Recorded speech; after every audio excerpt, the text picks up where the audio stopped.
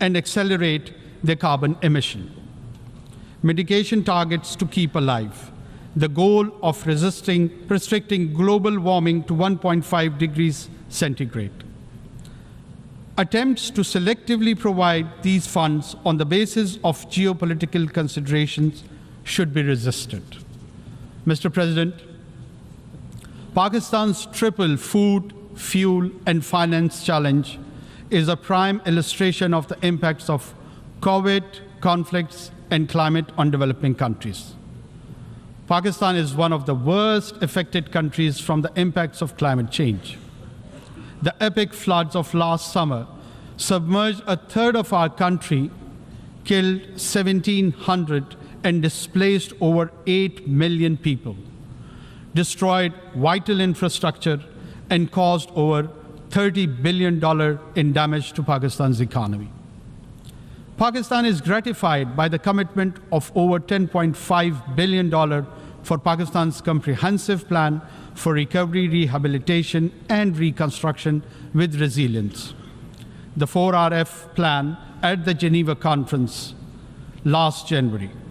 Specific projects are being submitted to ensure timely funding and execution of the 4RF plan.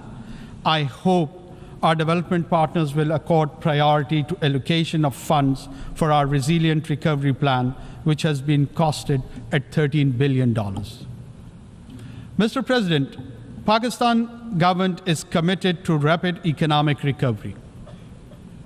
We will stabilize our foreign exchange reserves and our currency, expand domestic revenues, and most importantly, mobilize significant domestic and external investment.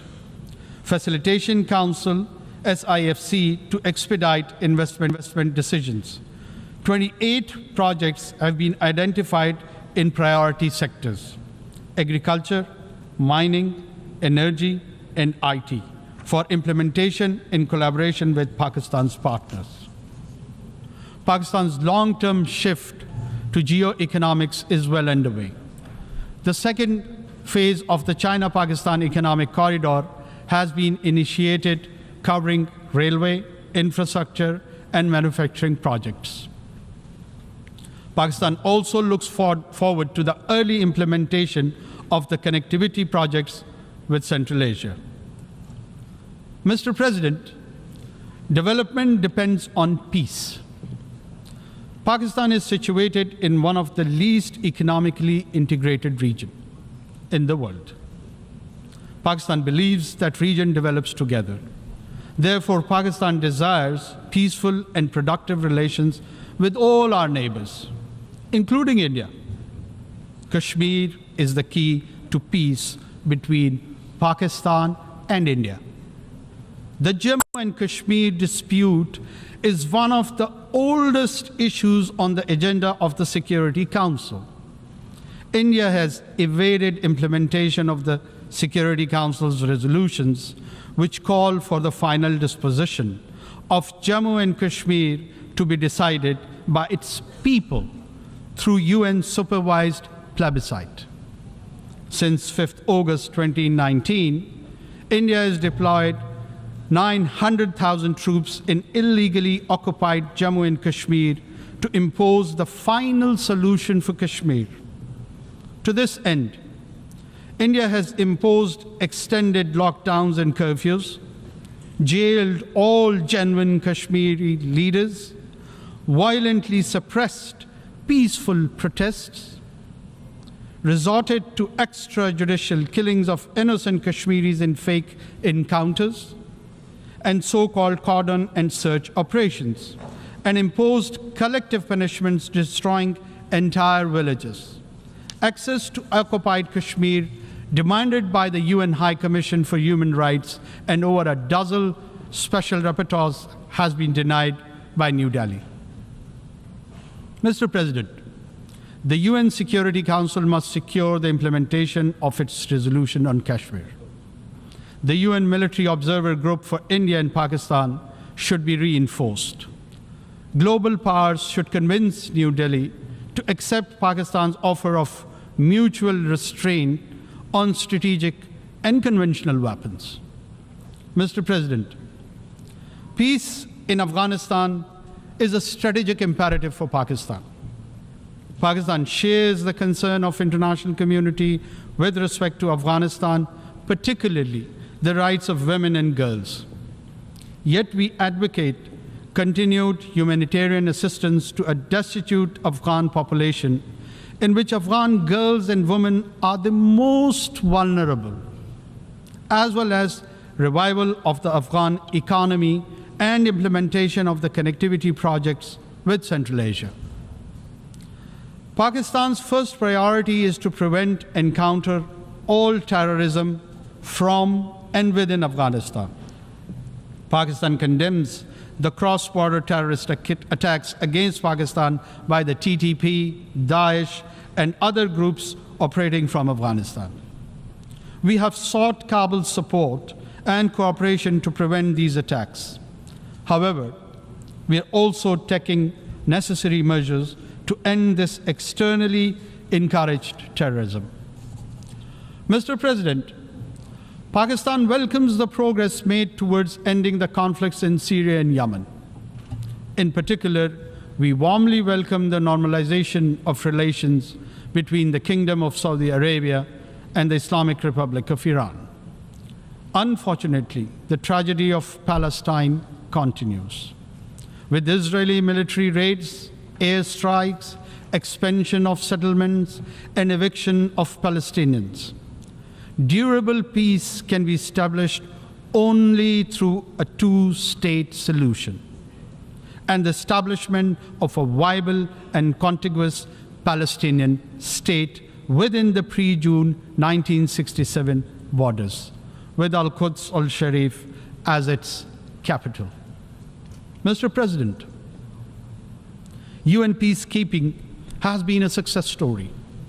Over more than 6 decades, Pakistan has contributed 230,000 peacekeepers in 47 missions across the world. Today, UN peacekeepers face complex and unprecedented challenges, especially from criminal and terrorist groups, as in the Sahel. We must ensure the safety and security of peacekeepers. Pakistan shall continue to work with the UN to develop the capabilities and more robust mandates required for successful enforcement actions by UN and international forces where needed. Mr. President, we must counter all terrorists without discrimination, including the rising threat posed by far-right extremist and fascist groups, such as Hindutva-inspired extremists threatening genocide against India's Muslims and Christians alike. We also need to oppose state terrorism, address the root cause of terrorism, such as poverty, injustice, and foreign occupation, and distinguish genuine freedom struggles from terrorism. Pakistan prospers the creation of a committee of the General Assembly to oversee the balanced implementation of all 4 pillars of the global counter-terrorism strategy. Mr. President, our progress based on rich history of cooperation, understanding, exchange, and synthesis of ideas among civilization is impearled today. The narratives advocating a clash of civilization have done considerable harm to humanity's progress. Such ideas have done considerable harm to humanity's progress. Such ideas have bred extremism, hatred, and religious intolerance, including Islamophobia. Make no mistake, it's a latent threat that undermines millennia of progress. We need to cherish and celebrate our diversity and different ways of life. Mutual respect, sanctity of religious symbols, scriptures, and personage should be ensured. While Islamophobia is an age-old phenomenon, however, after the 9/11 terrorist attacks, it has assumed epidemic proportions. as manifested in the negative profiling of Muslims and attacks on Islamic sites and symbols, such as the recent public burnings of the Holy Quran. Last year, this Assembly adopted a resolution proposed by Pakistan on behalf of the OIC, declaring 15th March as the International Day to Combat Islamophobia. Earlier this year, the Human Rights Council adopted an OIC resolution submitted by Pakistan urging states to outlaw the burning of the Holy Quran and similar provocations. We welcome the legislation initiated by Denmark and contemplated by Sweden towards this end. Pakistan and the OIC countries will propose further steps to combat Islamophobia, including the appointment of a special envoy, creation of an Islamophobia data center, legal assistance to victims, and accountability process to punish Islamophobic crimes. Mr. President, the complex global and regional challenges that the world faces today can be best addressed through effective multilateralism within the framework of the United Nations. However, multilateralism is being eschewed due to the unilateral policies of and strategic rivalry and tensions between global powers. Pakistan will continue to work actively to strengthen multilateral institutions and enhance global cooperation. Pakistan looks forward to continuing negotiation on the scope and elements of the Summit of the Future and the Pact for the Future, building on the convergence that emerged in earlier consultations. The summit's preparatory process must not disrupt existing negotiating processes, such as the intergovernmental negotiations on the reform of the Security Council. Mr. President, Pakistan does not believe in elitism with the Committee of Nations.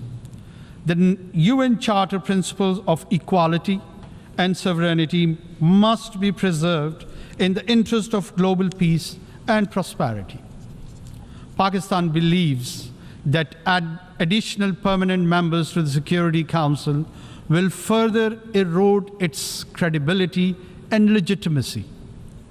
The widest possible agreement can be best achieved on the basis of the Uniting for Consensus Group's proposal for expansion of the Council only in the non-permanent category, with provision for a limited number of long-term seats.